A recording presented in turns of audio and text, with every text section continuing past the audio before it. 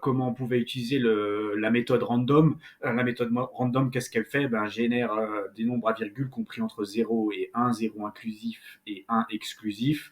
Je vous ai montré qu'on pouvait le faire avec une compréhension de liste sous Python nativement, ou on pouvait le faire avec NumPy, et je vous ai expliqué qu'il faut directement partir sur NumPy. Et je vous avais aussi dit au début de la vidéo qu'il y a deux façons de générer, en gros, avec le module random, il y a deux méthodes pour générer des nombres décimaux. Donc il y a la méthode random, et celle-ci, vous avez bien compris son fonctionnement, c'est qu'elle vous permet de générer des nombres entre 0 et 1. Si vous voulez faire autre chose, eh bien, il va falloir utiliser une autre méthode qui s'appelle uniforme. Pardon. Donc, je vais taper uniforme, je vais mettre un point d'interrogation pour savoir comment ça fonctionne. Et là, qu'est-ce qu'il me dit? Je vais le lire.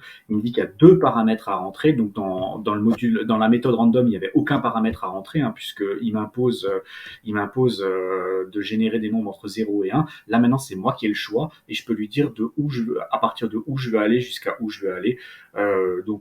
C'est assez simple à comprendre. Donc, je vais faire uniforme. Et si par exemple, je lui dis que je veux générer des nombres à virgule entre 0 et 50, eh ben, je fais ça et j'exécute et il va me générer voilà, des nombres à virgule entre 0 et 50 tout simplement. Je peux donc maintenant rentrer ça dans une liste, une compréhension de liste.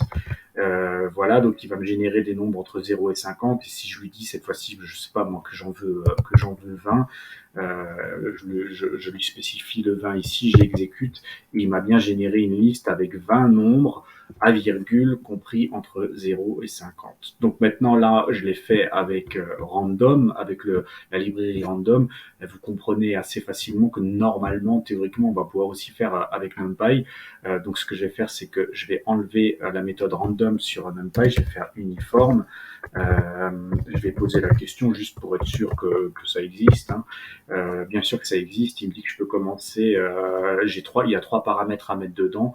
La valeur de départ, la valeur finale et la taille de ma liste. Donc ça commence à être du standard. Je pense que là, vous commencez à comprendre comment fonctionne NumPy et comment on pourrait dire, la différence qu'il y a entre la façon de faire nativement sous Python et sous NumPy. Sous Python, en gros, vous êtes obligé souvent de faire en deux étapes, de générer une première chose et ensuite de faire une compréhension de liste avec une boucle for, qui a le gros désavantage d'être extrêmement lent. Et avec NumPy, vous pouvez tout faire en une seule méthode.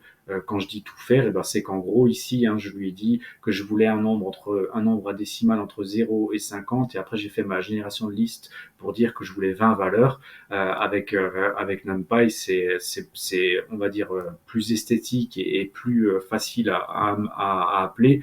Je prends la même méthode qui s'appelle uniforme, je lui dis que je vais aller de 0 à 50 et que je veux lui générer, combien j'avais dit, pardon, 20 nombres, voilà, et j'exécute et ça me fait la même chose. Voilà un petit peu. Donc, pour résumer, pour générer des nombres entiers, la méthode s'appelle randint, qu'elle soit sur le module random ou la partie random de NumPy. Si vous voulez générer des nombres décimaux, à ce moment-là, vous avez le choix de deux méthodes. La méthode random qui va générer des nombres décimaux entre 0 et 1, ou la méthode uniforme qui va vous permettre de générer des nombres décimaux entre deux bandes que vous définissez. Voilà un peu l'idée.